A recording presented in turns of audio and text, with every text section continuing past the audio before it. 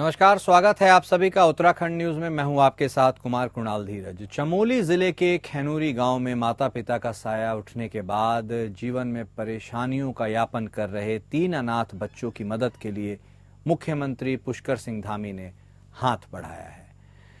मामला संज्ञान में आने पर मुख्यमंत्री ने चमोली प्रशासन की टीम को यह आदेश दिया कि अनाथ बच्चों के भरण पोषण और सर्दी से बचाव के लिए आवश्यक सामग्री पहुंचाई जाए। मुख्यमंत्री के निर्देश पर चमोली प्रशासन की टीम ने खैनूरी गांव पहुंचकर मुख्यमंत्री द्वारा बच्चों के लिए भेजी गई आवश्यक वस्तुएं उन्हें उपलब्ध कराई। वहीं मुख्यमंत्री ने अनाथ बच्चों के लिए सरकार की ओर से हर संभव मदद का भरोसा दिया है। बता दें कि खैनूरी गांव निवासी नैन सिंह की अक्टूबर माह में बीमारी से मृत्यु हो गई, जबकि उनकी पत्नी स्वर्गीय कुसुम देवी की मृत्यु साल 2020 में हो गई थी। ऐसे में उनकी 2 बेटियां संजना और साक्षी के साथ ही बेटा आयुष बेसहारा हो गए।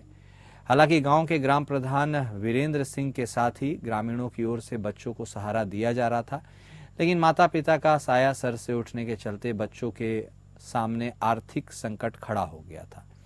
ऐसे में मामले की जानकारी मुख्यमंत्री पुष्कर सिंह धामी को हुई और उन्होंने जिला प्रशासन को बच्चों को तुरंत सहायता करते हुए अन्य व्यवस्थाएं उपलब्ध कराने के निर्देश दिए। उप राजस्व निरीक्षक अनुज बंडवाल के नेतृत्व में प्रशासन की टीम ने बच्चों के घर पहुंचकर सर्दी से बचाव के लिए बच्चों को कंबल, गर्म कपड़े, फल और पोषण की अन्य सामग्रियां उपलब्ध कराई। इस दौरान राजस्व निरीक्षक ने बच्चों के आवास और शौचालय का निरीक्षण भी किया। उन्होंने सरकार और प्रशासन की ओर से बच्चों को हर संभव मदद करने का भरोसा दिया।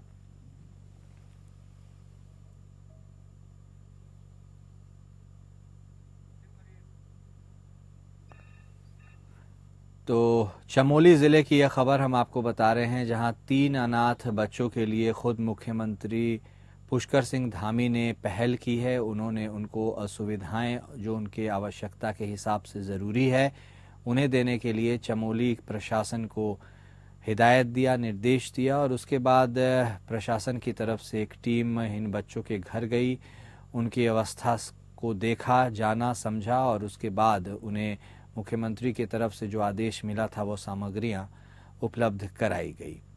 ये 3 बच्चे हैं जिनमें से 2 बहन और 1 भाई है। ये तीनों अपने माता पिता को खो चुके हैं और सरकार की ओर से हर संभव मदद करने का मुख्यमंत्री पुष्कर सिंह धामी ने ऐलान किया है।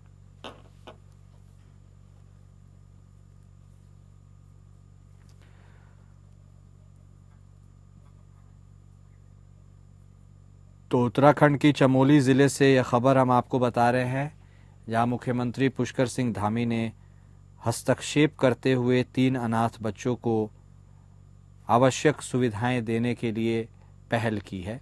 सीएम धामी ने इसके लिए मदद का हाथ बढ़ाया है और इन बच्चों के माता पिता का देहांत हो चुका है और ऐसे में ये काफ़ी अकेले हैं और आर्थिक रूप से इन्हें कई कठिनाइयों का सामना भी करना पड़ रहा है। हमारे संवाददाता संदीप हमारे साथ फोन लाइन पर जुड़ चुके हैं, सीधे उनका रुख करेंगे। संदीप, यह कहानी अपने आप में काफ़ी करुणा से भरी हुई है। ऐसे में इस कहानी को ध्यान में रखते हुए मुख्यमंत्री धामी की ओर से किया गया यह पहल क्या मायने रखता है, इन बच्चों के बारे में बताइए और क्या क्या सुविधाएं और सामग्रियां इन्हें दी गई, आगे के लिए क्या कुछ निर्देश दिए गए? जी बिल्कुल, ये चमोली जिले के खैनूरी गांव का मामला है, जहां इन बच्चों के माता पिता मर जाने के बाद इनको बड़ी दिक्कतों का सामना वहां पे करना पड़ रहा था। एक वीडियो सोशल मीडिया पर वायरल हुआ, उसके बाद जो जिला प्रशासन था उसने संज्ञान लिया और जो सुविधाएं, जो मदद जिला प्रशासन के द्वारा की जा सकती थी उन्होंने वहां पर जाके किया। इसके साथ ही उन्होंने एक जो गाँव की दादी है उनको इन बच्चों की जिम्मेदारी दी है जो इनका लालन पालन करेंगी। वहीं सूबे के मुख्यमंत्री पुष्कर सिंह धामी के द्वारा भी जब इस मामले का संज्ञान लिया गया और उनको वहां पे हर संभव मदद करने के निर्देश जिला प्रशासन को दिए हैं ताकि इन बच्चों को वहां पर किसी प्रकार की दिक्कत ना हो सके। जी बहुत धन्यवाद संदीप, हमारे साथ जुड़ने के लिए, बातचीत करने के लिए। उत्तराखंड में गन्ना पेराई 21 नवंबर से शुरू हो गया है। गन्ना पेराई को लेकर गन्ना मंत्री सौरभ बहुगुणा ने कहा है कि इस बार गन्ना पेराई का कार्यक्रम सुचारू रूप से चल रहा है और कहीं से कोई शिकायत नहीं मिल रही है। साथ ही उन्होंने कहा कि गन्ना मिलों को हिदायत दी गई है कि किसानों के गन्ने से रिलेटेड जो भुगतान है वो समय से हो। इसके साथ ही किसानों के गन्ने का उठान सही समय पर हो ताकि वो अपनी गेहूं की फसल की बुआई भी समय से कर सकें।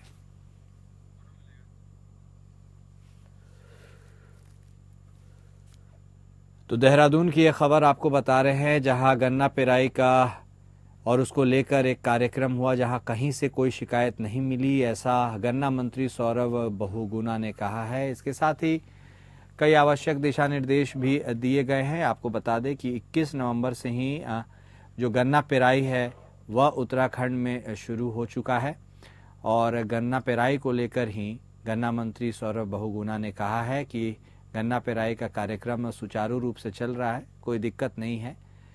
उन्होंने यह भी कहा है कि गन्ना मिलों को भी इस बाबत हिदायत दी गई है कि किसानों के गन्ना से रिलेटेड जो भी रकम है जो उन्हें भुगतान करना है वह समय से हो। इसके साथ ही गन्ना का जो उठान है वह भी समय से हो सके, किसी भी प्रकार की कोई तकलीफ किसानों को ना आए, इसका ख्याल रखा जाए। अपनी गेहूं की फसल वह समय से उसकी बुआई कर सके, इसको लेकर भी उन्होंने आवश्यक दिशा निर्देश दिए हैं। और उत्तराखंड के गन्ना किसानों से जुड़ी यह खबर आपको बता रहे हैं, जहां खुद गन्ना मंत्री सौरभ बहुगुणा इस पूरे मसले को देख रहे हैं और आवश्यक दिशा निर्देश पारित कर रहे हैं।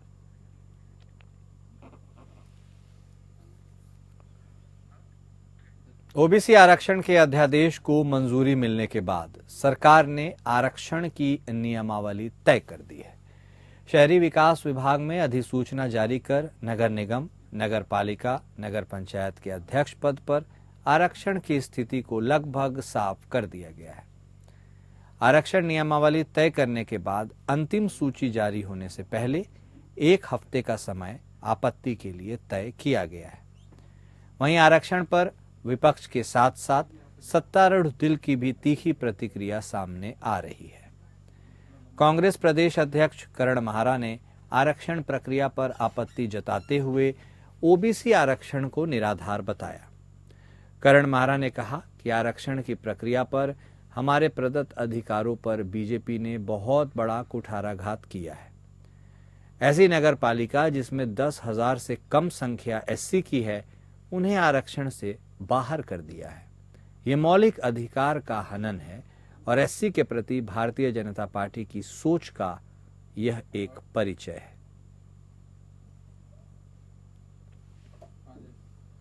तो ओबीसी आरक्षण को लेकर करण महारा ने कई आरोप भारतीय जनता पार्टी और सरकार पर लगाए हैं।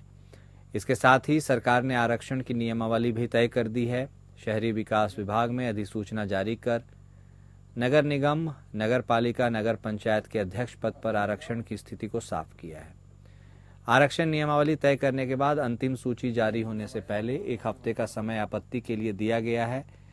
कांग्रेस प्रदेश अध्यक्ष करण महारा ने भी कड़ी आपत्ति जताई है। उन्होंने कहा है कि ओबीसी आरक्षण को निराधार तरीका से उन्होंने इसके बारे में अपनी बात कही है।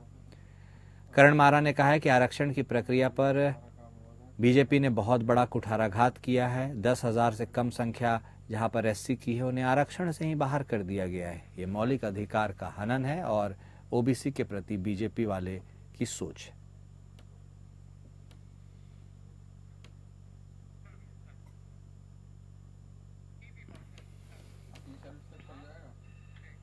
उत्तराखंड के लिए 2025 का पहला महीना बड़ी सौगात लाने जा रहा है।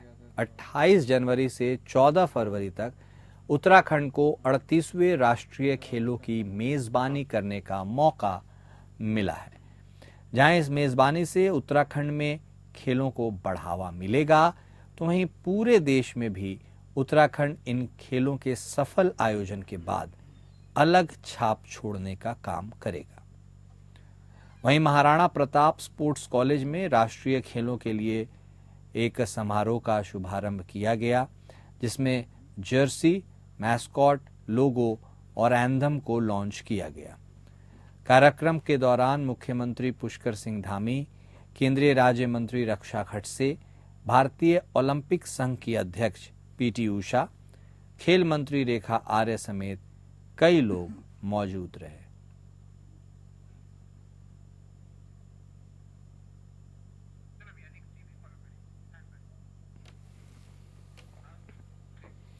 16 दिसंबर का दिन विजय दिवस के रूप में देश भर में मनाया जाता है। सीएम धामी ने इसकी शुभकामनाएं देते हुए कहा कि विजय दिवस 16 दिसंबर 1971 के भारत पाक युद्ध में भारत की ऐतिहासिक जीत का प्रतीक है। सीएम धामी ने एक्स पर लिखा, 16 दिसंबर 1971 के भारत पाक युद्ध में भारत की ऐतिहासिक जीत का प्रतीक है। इस दिन पाकिस्तान ने भारतीय सेना के समक्ष आत्मसमर्पण किया था। यह दिन भारतीय सेना के अद्वितीय साहस, वीरता और संघर्ष को समर्पित है, जिन्होंने इस युद्ध में अभूतपूर्व रणनीतियों और वीरता का परिचय दिया।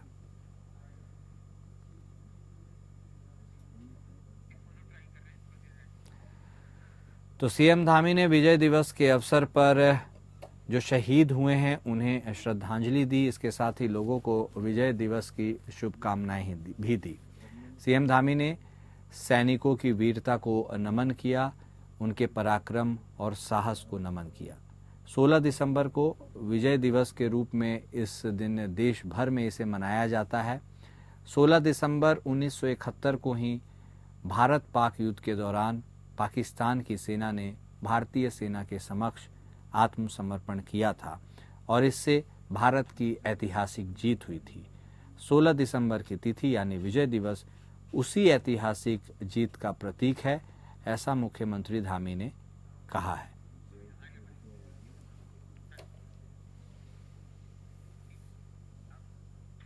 वहीं ज्योतिषपीठ के शंकराचार्य स्वामी अभिमुक्तेश्वरानंद सरस्वती ने हरिद्वार से शीतकालीन 4 धाम यात्रा की शुरुआत की है। हरिद्वार के चंडी घाट पर गंगा आरती के बाद शंकराचार्य समर्थकों के साथ यात्रा के लिए रवाना हुए। मीडिया से बातचीत करते हुए शंकराचार्य ने कहा कि शीतकाल में भी सभी 4 धामों के आराधना स्थल पर दर्शन किए जाते हैं, लेकिन शीतकालीन यात्रा का प्रचार प्रसार कम होने के कारण लोग बहुत कम संख्या में यात्रा के लिए पहुंचते हैं। उन्होंने कहा कि मुख्यमंत्री पुष्कर सिंह धामी ने इसमें रुचि ली है, इसलिए अब धीरे धीरे शीतकालीन यात्रा में भी यात्रियों की संख्या में इजाफा होने लगा है।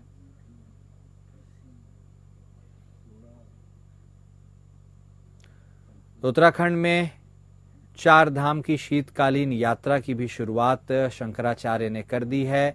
यात्रियों की संख्या में उन्होंने कहा कि अब धीरे धीरे चूंकि मुख्यमंत्री धामी इसमें इंटरेस्ट ले रहे हैं, इसलिए इजाफा हो रहा है। पहले इसमें संख्या काफ़ी कम हुआ करती थी। हमारे संवाददाता रुपेश वालिया हमारे साथ जुड़ चुके हैं फोन लाइन पर, उनसे बातचीत करेंगे। रुपेश, तो आखिरकार शंकराचार्य अब यात्रा के लिए रवाना हुए हैं और ऐसे में शीतकालीन में यह 4 धाम की यात्रा और उसमें शंकराचार्य की रवानगी, उन्होंने उल्लेख किया मुख्यमंत्री धामी का कि वह इंटरेस्ट ले रहे हैं, क्या मायने रखता है और कैसे इस पूरे प्रोग्राम की शुरुआत हुई? क्या क्या अब शंकराचार्य का इस यात्रा को लेकर आगे कुछ कहना रहा और प्लान है? देखिए, शंकराचार्य स्वामी अभिमुक्तेश्वरानंद जी का ये जो शीतकालीन यात्रा को बढ़ावा देने का उद्देश्य है, इसी कारण ये जो यात्रा की जा रही है शीतकालीन यात्रा 4 धाम की, वो उसका उद्देश्य यही है कि जो शीतकालीन यात्रा है उसमें कैसे भी किसी भी तरीके से बढ़ावा मिले, ताकि जो श्रद्धालु है वो वो ये समझ जाए कि जब शंकराचार्य शीतकालीन यात्रा के लिए जा सकते हैं तो आम श्रद्धालु भी जा सकते हैं। इसके लिए शंकराचार्य ने यहाँ पर मुख्यमंत्री पुष्कर सिंह धामी का आभार भी जताया और कहा कि उन्होंने इसमें रुचि ली है। धीरे धीरे शीतकाल यात्रा में भी यात्रियों की संख्या में काफी बढ़ोतरी होगी, काफी इजाफा होगा। तो इसी उद्देश्य को देखते हुए यहाँ पर शंकराचार्य स्वामी अभिमुक्तेश्वरानंद जी ने ये शीतकालीन यात्रा प्रारंभ की है, जो हरिद्वार से कल प्रारंभ हुई है और लगातार वो 4 धामों के दर्शन यहाँ इस शीतकालीन यात्रा में करेंगे। रुपेश, उन्होंने इस बात के ऊपर भी इशारा किया कि लोग पहले इस यात्रा से काफी हद तक, कुछ हद तक एटलीस्ट अनभिज्ञ थे, लेकिन अब उनकी संख्या बढ़ी है। क्या वाकई में अब जो श्रद्धालु हैं उनकी संख्या बढ़ रही है? और चूंकि आराधना स्थल अलग अलग जगह होते हैं शीतकालीन यात्रा के दरमियान, तो क्या लोग इसमें अब बढ़ चढ़ कर हिस्सा ले रहे हैं या अभी भी इसमें कुछ वक्त लग सकता है? देखिए, यदि हम खासकर सर्दियों की बात करें, जो सर्दियों में पहाड़ी क्षेत्रों में पाला जमा होता है, तो इस शीतकालीन यात्रा जो है काफी रिस्की भी रहती है। तो इसी को देखते हुए मुख्यमंत्री पुष्कर सिंह धामी ने अभी कुछ ही दिन पहले जो अधीनस्थ अधिकारी हैं उन्हें बाकायदा निर्देशित किया था कि किसी भी प्रकार की शीतकालीन यात्रा में किसी भी प्रकार की दिक्कत किसी यात्री को नहीं आनी चाहिए, जिसको देखते हुए अब लग रहा है कि शीतकालीन यात्रा में जो यात्री हैं वो उनमें बढ़ोतरी होगी, उनकी जो संख्या है उसमें इजाफा होगा। इसी के मद्देनजर यहाँ पर शंकराचार्य ने ये शीतकालीन यात्रा हरिद्वार से प्रारंभ की। ठीक है, बहुत शुक्रिया रुपेश आपका हमारे साथ जुड़ने के लिए, बातचीत करने के लिए। पौड़ी के गोविंद बल्लभ पंत प्रौद्योगिकी और तकनीकी संस्थान के छात्राओं ने समय से पहले हो रही परीक्षाओं के विरोध में परिसर के मुख्य गेट पर जोरदार प्रदर्शन किया। छात्र छात्राओं ने पूरे परिसर में रैली निकालते हुए अपनी मांगों को जोरदार तरीके से उठाया। उनका कहना है कि सर्दियों के कठोर मौसम के दौरान परीक्षाएं आयोजित की जा रही हैं, जबकि ये परीक्षाएं आमतौर पर सर्दियों के बाद आयोजित की जाती थी। इस साल परीक्षाओं की तिथियों में बदलाव के कारण छात्रों को भारी समस्याओं का सामना करना पड़ रहा है, जिससे वे बेहद असंतुष्ट हैं और अपनी समस्याओं के समाधान की मांग कर रहे हैं।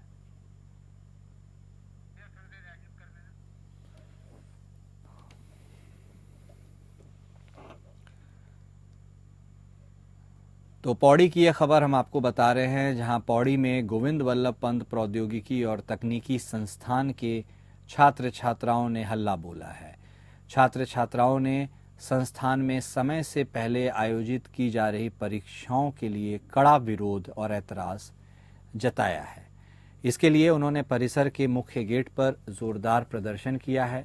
छात्र छात्राओं ने पूरे परिसर में रैली निकाली है, अपनी मांगों को जोरदार तरीके से रखा है। उन्होंने कहा है कि सर्दियों का यह मौसम है, काफ़ी कठोर है, ऐसे में इस मौसम में परीक्षाएं क्यों ली जा रही हैं। उन्होंने यह भी कहा कि ये परीक्षाएं तो अब तक आमतौर पर सर्दियों के बाद ली जाती थी। इस साल तिथियों में बदलाव किया गया है, लोगों को भारी समस्याओं का सामना करना पड़ रहा है।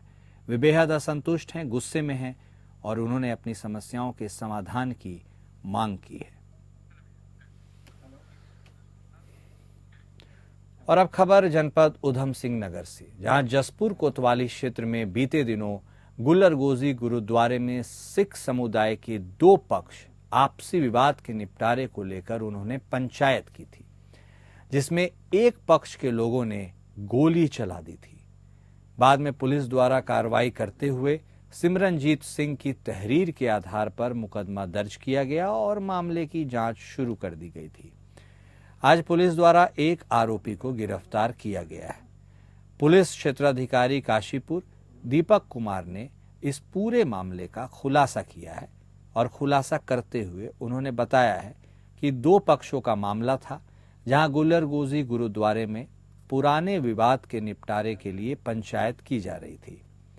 एक पक्ष के एक अभियुक्त के द्वारा फायरिंग कर दी गई थी। इसकी सूचना पर 9 दिसंबर को मुकदमा दर्ज किया गया था। एक आरोपी को गिरफ्तार किया गया है, उसे न्यायालय के समक्ष पेश किया जा रहा है। वहीं आरोपी के बारे में यह पता चला है कि इसका पूर्व में भी आपराधिक इतिहास रहा है।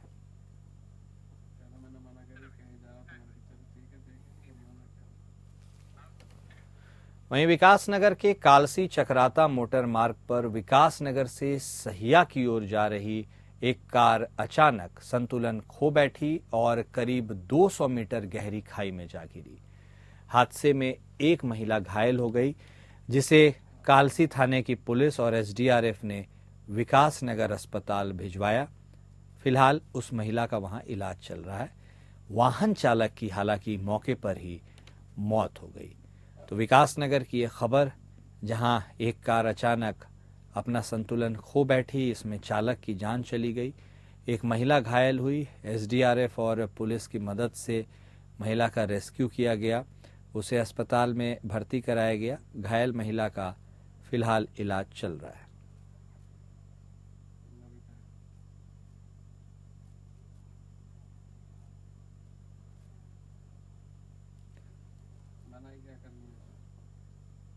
तो ये खबर विकासनगर से हम आपको बता रहे हैं, जहां एक ऑल्टो कार गहरी खाई में जा गिरी। कालसी चक्राता मोटर मार्ग पर यह हादसा हुआ और इस हादसे में एक व्यक्ति की मौके पर ही मौत हो गई, एक अन्य महिला घायल हो गई। घटना की सूचना मिलते ही पुलिस वहां पहुंची, एसडीआरएफ की टीम भी पहुंची और उस महिला का रेस्क्यू किया गया। उसे अस्पताल भिजवाया गया है, उसका इलाज चल रहा है। घटना के संदर्भ में बताया जा रहा है कि कार का चालक कार पर से अपना नियंत्रण खो बैठा था, जिसके चलते यह कार 200 मीटर गहरी खाई में जा गिरी।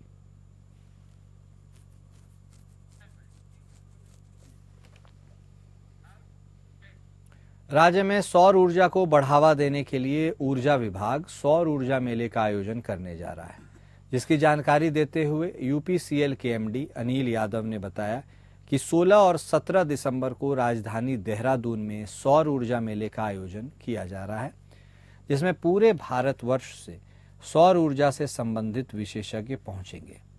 इसके साथ दोनों ही दिन मेले को आकर्षक बनाने के लिए सांस्कृतिक कार्यक्रम का आयोजन भी किया जाएगा। इसके साथ ही वहां पर उत्तराखंड के विभिन्न व्यंजनों को भी परोसा जाएगा। सौर ऊर्जा से संबंधित तमाम स्टॉल्स भी वहां लगाए जाएंगे।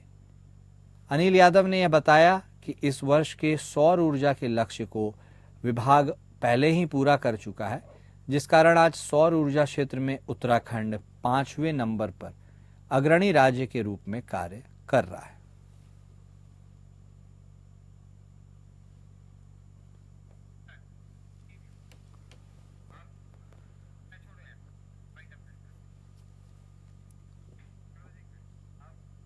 और उत्तराखंड न्यूज में अभी के लिए इतना ही। नमस्कार।